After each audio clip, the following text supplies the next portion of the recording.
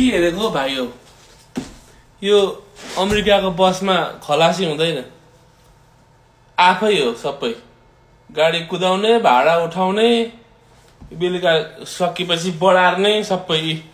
झाडु छाडु सबै हुन्छ यहाँ त खलासी हुँदैन